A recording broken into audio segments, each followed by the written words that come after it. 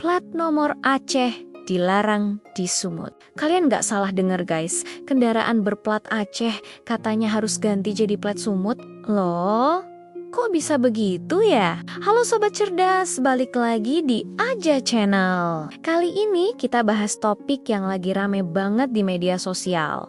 Plat nomor Aceh di Sumut disuruh ganti. Waduh, masalah negara aja belum kelar, ini nambah lagi drama baru. Tapi tenang, kita nggak cuma mau nyinyir, kita bahas logika dan hukumnya juga. Sebelum kita mulai, jangan lupa subscribe dulu ya, like jika kalian suka video ini, dan bagikan video ini jika kalian suka dengan konten kami. Yuk, kita gaspol. Semuanya berawal pada awal Oktober tahun 2025 kemarin. Tiba-tiba media sosial heboh gara-gara beredar kabar. Gubernur Sumatera Utara katanya nyuruh kendaraan perusahaan dari Aceh buat ganti jadi plat Sumut. Alasannya, biar pajaknya masuk ke kas daerah Sumut.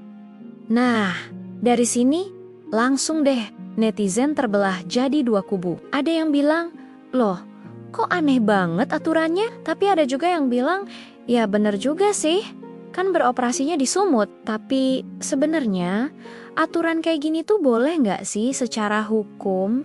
Oke, mari kita bedah dari sisi hukumnya. Menurut pasal 27 ayat 1 Undang-Undang Nomor 39 Tahun 1999 tentang hak asasi manusia, setiap warga negara Indonesia itu bebas bergerak dan tinggal dimanapun dalam wilayah NKRI. Artinya, orang Aceh boleh aja tinggal di Sumut, dan sebaliknya orang Sumut juga bebas tinggal di Aceh.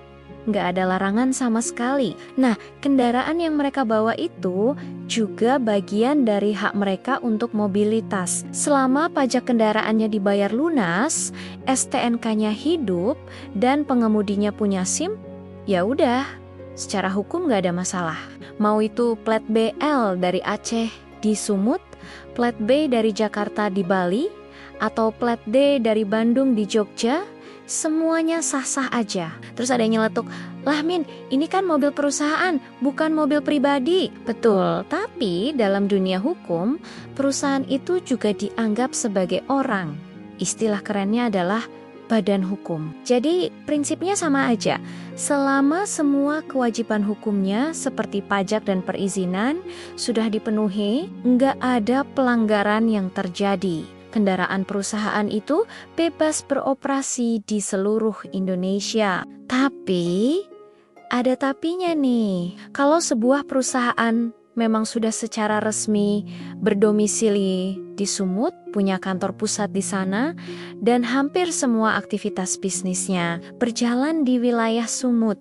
Ya wajar juga kalau pemerintah Provinsi Sumut berharap pajak dari kendaraan operasional perusahaan itu masuk ke kas daerah mereka. Ini kan buat pembangunan daerah juga, cuma ya mungkin caranya jangan sampai bikin gaduh dan menimbulkan polemik seperti kemarin. Komunikasi yang baik dan sosialisasi yang jelas itu kuncinya.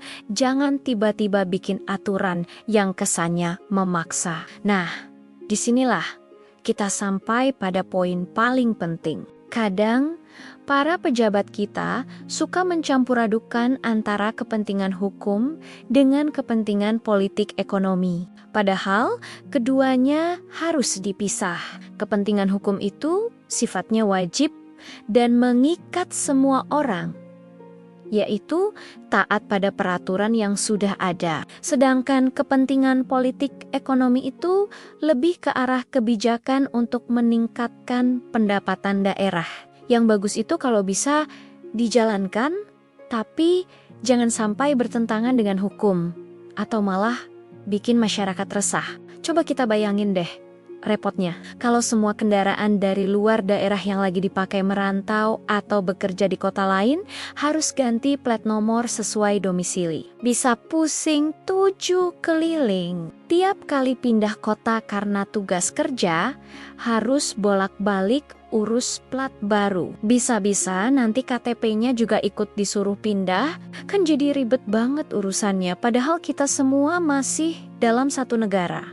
Indonesia. Jadi, kesimpulannya, selama semua kewajiban hukum seperti pajak dan surat-surat kendaraan sudah beres, kendaraan itu bebas melaju di jalanan manapun di seluruh Indonesia. Nggak peduli platnya dari Aceh, Sumut, Bandung, atau Papua sekalipun. Kita semua adalah bagian dari NKRI. Namun, kalau sebuah perusahaan memang sudah resmi berdomisili dan menjalankan mayoritas bisnisnya di Sumut, ya nggak ada salahnya juga untuk berkontribusi pada pendapatan daerah dengan mendaftarkan kendaraannya di sana. Yang paling penting adalah prosesnya harus dilakukan dengan cara yang elegan, persuasif, dan tidak menciptakan kegaduhan yang bisa memecah belah persatuan kita. Nah, gimana menurut kalian? Setuju nggak kalau plat kendaraan perusahaan itu wajib disesuaikan dengan lokasi utama operasionalnya?